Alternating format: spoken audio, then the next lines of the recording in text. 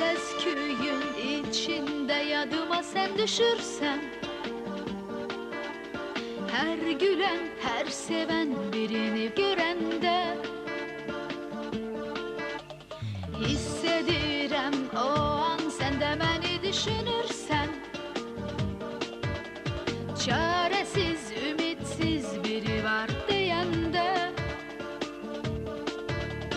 yok sevgilim yok, bu benim için çok ağır imtihan, bacarmıram. Yok sevgilim yok, bu ayrılık çok uzun çekti.